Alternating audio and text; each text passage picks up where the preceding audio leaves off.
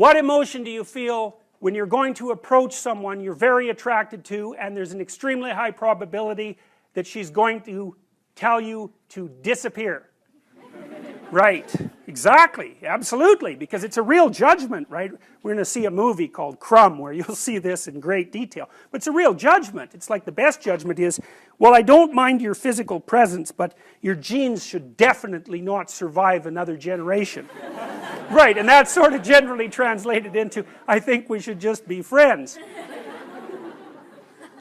Right, you know, and you can blow that off, and people do, and you have to, because it's part of being polite and civilized, but you know, let's make no mistake about it. There is no more fundamental judgment than that.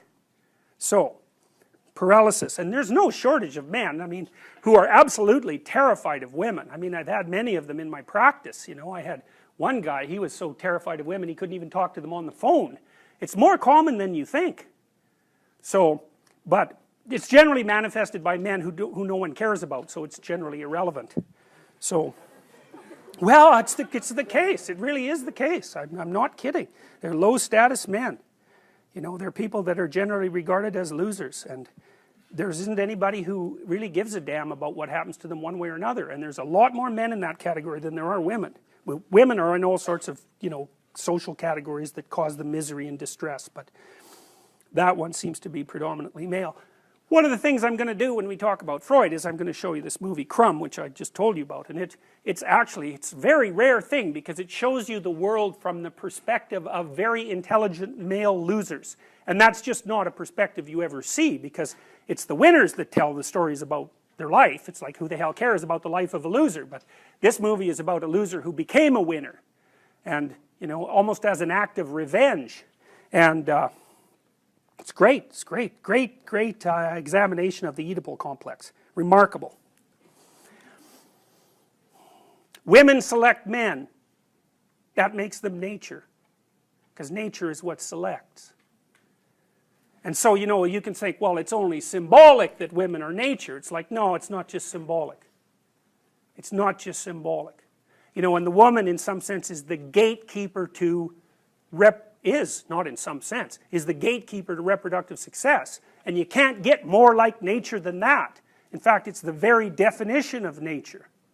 So, as I said, there are lots of reasons why these symbolic representations are set up the way they are.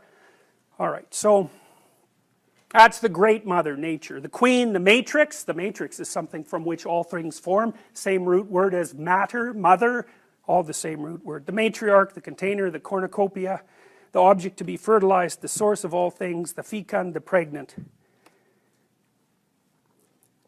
There are more parts of the associational network. The strange, the emotional, the foreigner, the place of return and rest, the deep, the valley, the cleft, the cave, hell, death, and the grave, the moon, ruler of the night and the mysterious dark, and matter and the earth. So those aren't necessarily associated with femininity, but they're typically associated with femininity from a symbolic perspective.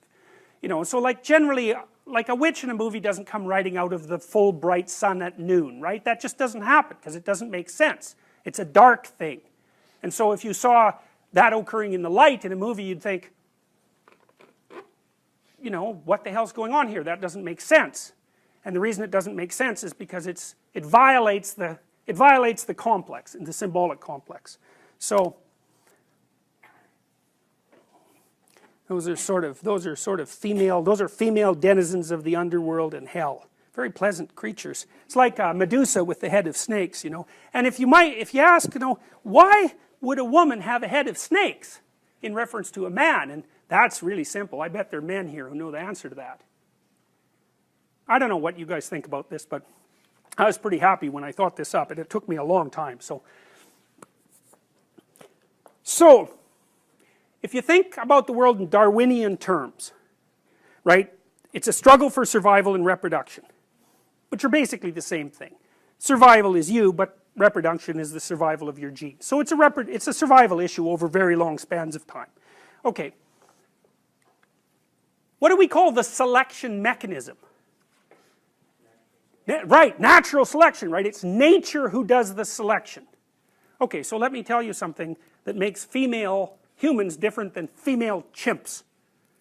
I mean, there's lots of things that do, but so, but here's an important one. If you look at which male in a chimp troop fathers most of the offspring, it's the dominant male. But the reason for that isn't because the female chimps sort of flock around the dominant male. Now that happens in other species, but it doesn't happen with chimps. What happens is the dominant male chases all the subordinate males away and will interfere with any sexual behavior they manifest. It'll chase them away. The females, though, are perfectly happy to mate with a subordinate male if they're in heat and they get the opportunity. So they go into heat, which is something that doesn't happen with female humans, and they really don't care who they mate with. Okay. Female humans are much different than that. They're picky. So they're choosy. It's a big deal. It's a big deal that they're choosy. Women also seem to evaluate men for their fitness. Now, so, lots of men have no sexual partners and they have no children. That's not the case with women. Almost all women have one child or more. And it's a rare woman indeed who cannot find a sexual partner. Some of you undoubtedly have already experienced what it's like to be possessed by a particularly stupid idea. You know, so maybe you've grown out of one or two of the stupid ideas that possessed you, or maybe you're possessed by an attraction to someone you can't control, or you can't control your eating behavior, or you're a pushover when it comes to interpersonal interactions because you're too agreeable, or you fly off the handle and fight, and you know, none of this is really under your control. And so all of those things that manifest themselves not only in your behaviors but in your perceptions themselves, you know, they tend to take on embodied form and use you as the vehicle for their activity. So, you know, and when you're thinking about something like anger, for example, think about how it works, because it's quite peculiar. What must someone generally do? How must someone generally act if you're going to be angry at them? They have to be irritating, right?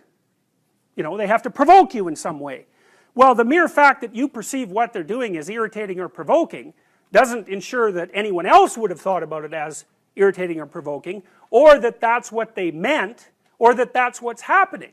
And my point is, it's very important to think about these complexes of ideas as subpersonalities, because otherwise you really don't get what they're like. If you're angry, if you have a proclivity towards anger, especially if it's an unthinking proclivity, anything that someone says might irritate you. And it isn't like they say something and you think about it and then you get irritated. It's like you perceive the person as irritating. You know, maybe it's just the way they hold their mouth or something. It can be very, very subtle. And you might say, well, it's not me, it's you. It's not that I'm irritated by you. It's that you're irritating. And that, you know, that's a very difficult thing to settle, because the reality is somewhere between the subjective and the objective, right? A lot of arguments that you'll have with people throughout your life are about exactly that. Are you irritating or am I oversensitive? It's like, well, you know, we're going to hash that out for a good long time before we figure it out. But the point is that if you're possessed by an emotional state or a motivational state or an idea or some kind of complex, you'll see the world through its eyes. And then the facts reveal themselves to you through the lens of that particular set of ideas. So it's a very frightening idea, because, you know, we like to think of ourselves as masters of our own house, which is completely clueless, because it's obvious if you watch yourself for like a month that you hardly ever do what you tell yourself to do, and you're liable to do all sorts of other things that you don't even want to do. You know, because you say, well, I'm going to go to the gym 3 times a week, and I'm not going to drink, you know, and maybe there's this person I'm not going to associate with, and then, you know, you don't go to the gym, and you find that person and you go out and drink with them, and you think, what the hell's going on, you know? But you're not the sort of person that will do what you say. And so, like, what sort of person are you? Well, that's a psychoanalytic question. It's a deep one, because you're a peculiar thing. And there's parts of you that are really, really, really old. And you know, the sort of naive you, the naive young you that you think of yourself as is like a little piece of flotsam in an ocean of complexity. And the ocean of complexity is you. And part of diving down into the depths is to start to understand what it means to be human. And like, whatever that means, it's the one thing you can say about it for sure is that it's bloody peculiar.